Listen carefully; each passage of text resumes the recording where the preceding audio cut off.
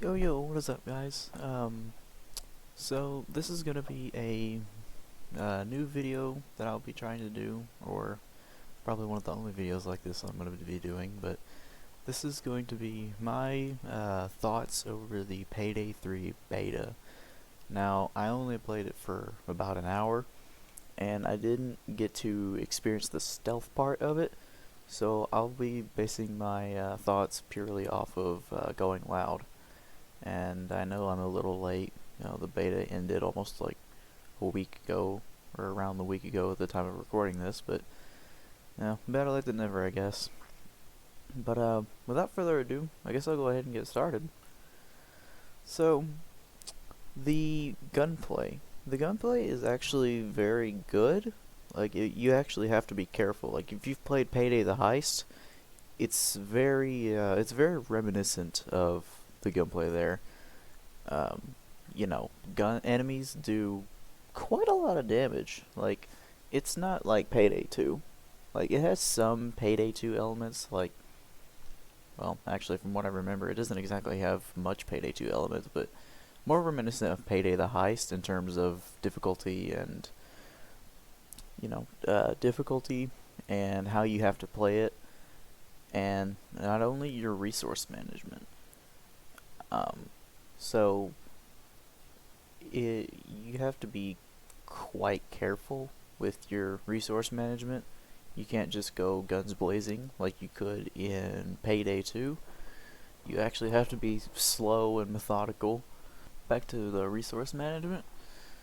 At the beginning of this heist, No Rest for the Wicked, which is the only heist that was available on the beta, you have a bunch of hostages you can take in the main lobby, and you can use those hostages for trading resources or to get more time to do stuff. As you see the thermite burning through there, you get more time to have the thermite delivered if you go loud. And not to mention, as you just saw there, enemies take a lot more damage, a lot more bullets to kill when shooting them in the body. So going for headshots and critical areas are definitely more recommended. And as you can see, I'm not exactly the greatest shot. But yes, enemies do take a lot more bullets to put down than they do in Payday 2. It's, as I said, more reminiscent of Payday the Heist, even though I have not played nearly as much of the Heist as in Payday 2. But as you can see, we're in the vault, disarming the die packs, and if you don't disarm those, one of your money bundles will lose a lot of its value, just like what happened right there. So you need to disarm those quickly. I think there's 8 money bundles right there in the vault, along with a little bit of loose cash, and you just have to get those to the van. All of them, actually. You have to get all of them to the van, and that's your heist completed. And yes, there is a bunch of lockpicking scenarios, like doors and safes and all that stuff. I actually like the lockpicking in this game instead of just waiting for it in Payday 2. Some doors could take upwards of 20 minutes to lockpick in Payday 2. In this game, you just have to time the little bar and your little thingy that just casually moves around. So, and also, the lockpicking, it kind of goes for you. Like, if you're unable to hit the little spot, it doesn't exactly like punish you or anything. It just, the lockpicking keeps going automatically. So you could literally just sit there and eventually the lockpicking will finish. So what about some of the special enemies? Well, only I didn't exactly experience much of the cloaker. Actually, I didn't really see him at all. But as the Payday 2 developers have, or Payday 2, as the developers of Payday have said. They have kind of giga-buffed cloakers and made them more scary. And that gas you see right there is the Nader. And what the Nader is, he will, if you don't kill him, he will basically cut off an entire area with toxic gas that will not damage your armor, but it will damage your health directly instead. So you have to be careful of him, and he's probably one of the priority targets in a gunfight. Luckily, though, there is there he does have a vest on his chest that you can shoot, and it's like full of the gas grenades. So if you shoot that, I'm pretty sure it's an instant kill. So yeah, that's your area you want to aim for when fighting a nader. So shields. Shields are back and probably going to be just as annoying as they were, and they always have been. I've never been fond of shields, but they to me they're annoying, and this time, instead of being completely bulletproof from the front, of course, you know, they're not explosive proof, but instead of being completely bulletproof from the front like they have in the past two Payday games, they actually have a little faceplate where, you know, where their face is, that you can shoot out and shoot in between the, like, you can shoot in the faceplate, and it'll, you can have the ability to, you know, shoot them in the head and kill them that way. But enemies will, they'll try to play around the shield, you know, more tactically advanced AI, I guess. And I kind of like it. I like the challenge for it. I know I didn't exactly talk about how your health and armor works in this game. I'll get to that in a minute, I promise. But how do? But the shields are definitely like more something to worry about instead of, you know, just ignoring it, which, I mean, ignoring any kind of enemy in Payday is not exactly the smartest move, unless you're playing Payday 2 and there's a minigun dozer halfway across the map. Even then you should probably kill it, but oh well. Anyway, I'm getting off topic. Speaking of bulldozers, bulldozers are scary in this game. They're not like the little pushovers in Payday 2. You can't just run a low detection crit build and just absolutely ravage a dozer. You have to be careful, and I really mean be careful.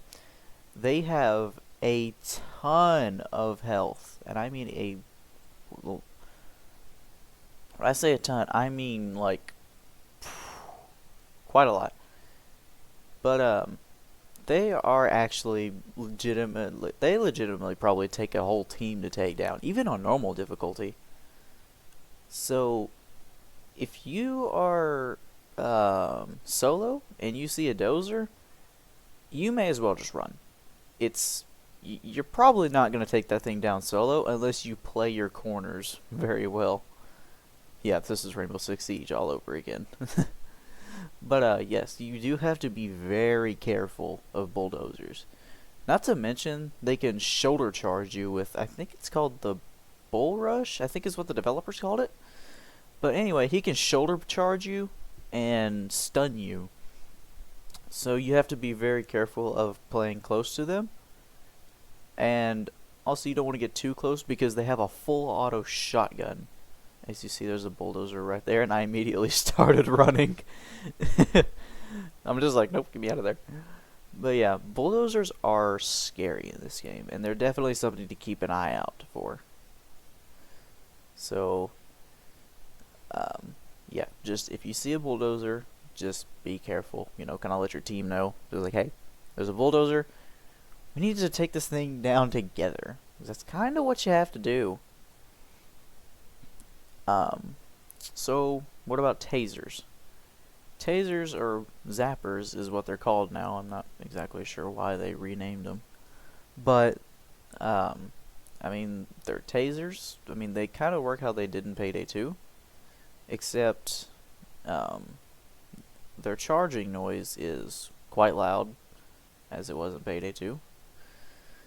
So, not to mention, they also have a little bit of a little thing on their side, on their hip, that if you shoot, it will cause a electric outburst on, I'm pretty sure, nearby enemies.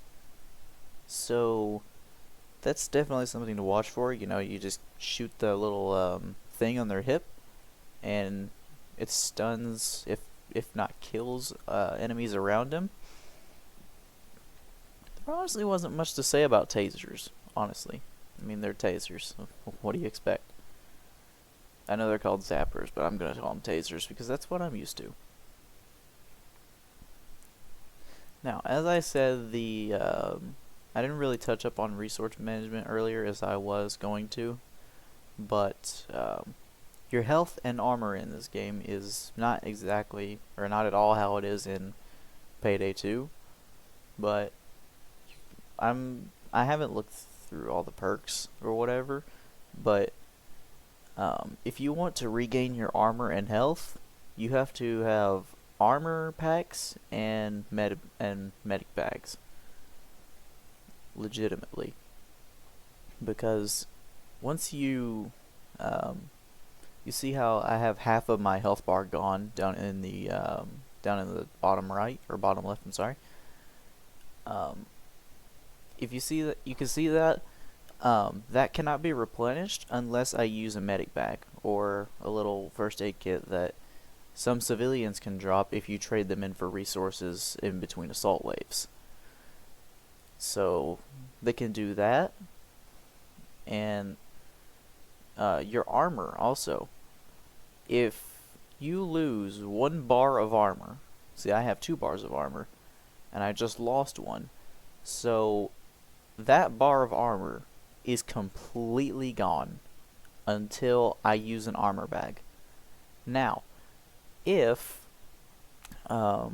you still have 1 bar of armor but it's not fully depleted, you can still, that armor will recharge over time. So that's a good thing. You just need to be very careful, because if you have almost no health or no armor, you're gonna be on the struggle bus. So you really have to manage your resources. As you see, there's a bulldozer right there. He absolutely just destroyed my teammates. He actually shoulder charged one of them. And yeah, bulldozers, once again, are scary. But yeah, you definitely have to be careful with your resources in this game. And that was the first heist I played on hard difficulty, and we failed it. But yes, resource management is actually very important in this game. And around the map, I think in the security office too, you can actually find some armor pack, some like ammo bags, like miniature ammo bags, and health kits. So that is definitely important to keep an eye out for. I didn't exactly get to experience all of the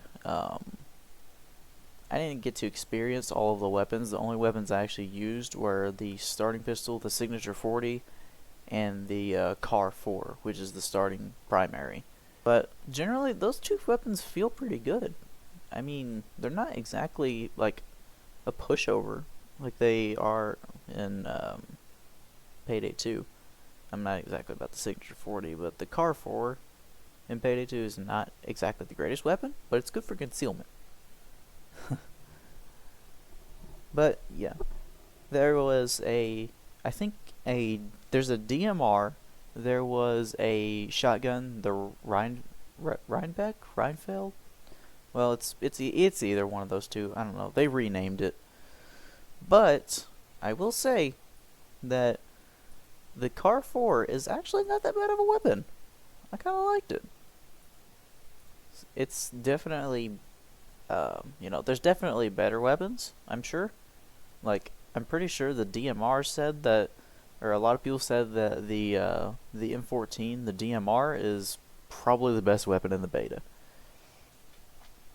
So, yeah, just, this game looks insanely fun. I can't wait to play it when it comes out.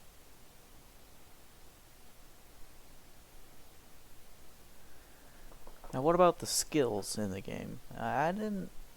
Once again, I mostly just focused on the gameplay perspective. I didn't exactly look at all the skills, but I do know that you can only have. I think there's about, I want to say 100 skills or around there. However, you can only have. I forgot how many they said active at a time. So you can't exactly, have all of them active at the same time. But there is some like equipment specific perks. Like there's one for the medic bag, the ammo bag, the armor bag, and all that jazz. So you kind of have some to choose from. As I said, I didn't really get to experience the stealth part of the game, so I won't exactly touch up on that. But I will say that this game is going to be really good. Especially, like, I'm pretty sure we all know that Payday 2's diesel engine is quite outdated. And I'm very glad the developers were able to switch to Unreal Engine. And it feels a lot more fluid. You can actually, instead of having to jump over a small obstacle, you can actually, like, mental over them now. So, that's definitely more ideal. And, yeah, the gameplay, the gunplay, all of it just feels really good. But it's not without its difficulty. As I said, this game's hard. Even on normal difficulty. And I think the highest difficulty I only played to was hard difficulty. So, if you've seen my Payday the Heist videos, you'll know that I play like a maniac, and I'm used to playing like that on Payday 2. So, yeah, you're definitely gonna have. I'm definitely gonna have some adjusting to do. Sorry, my dog's bothering me at the moment. But yes, this game is difficult. You require some resource management. You just need to play carefully, and yes, it's fun, but not without its difficulty. So, yeah, this game is honestly just from the beta and the only like 3 or 4 games I played of it, I'd give it 8 out of 10. I know I didn't experience like the full stealth thing, but I will say that I firmly enjoyed playing it. And I'll definitely be pre-ordering it, as I rarely do pre-order games, but I will definitely be pre-ordering this game. But I do think that wraps it up almost. Actually, that does wrap it up. I think I've talked about everything I want to talk about. And that whole thing was not scripted, by the way. I was just kind of talking off the top of my head. But yeah, genuinely fun but difficult game. But that is going to wrap it up for this time. And I thank you all very much for watching. I know I was a little late on this. I probably should have made this like a week ago, like I told myself I was going to, but I just didn't feel like doing it. But now before you go anywhere, the one Capcan completely forgot to mention overkill weapons. So I'll touch up on that briefly real quick, and I'll let you get on with your day. So, overkill weapons are a kind of like a specialist ability, or kind of like an ultimate ability, that when you get enough kills, like you kill enough enemies, you will be able to airdrop your overkill weapon. And as of the beta, there's only the grenade launcher, but the ones that the developers have shown off so far are the grenade launcher and a thermal-sighted armor penetrating sniper rifle. So I'll be definitely looking to have some fun with those. So yeah, there you go. I'll let you get on with your day now. So thank you very much for watching, for real this time, and I hope I'll see you all next time. Goodbye.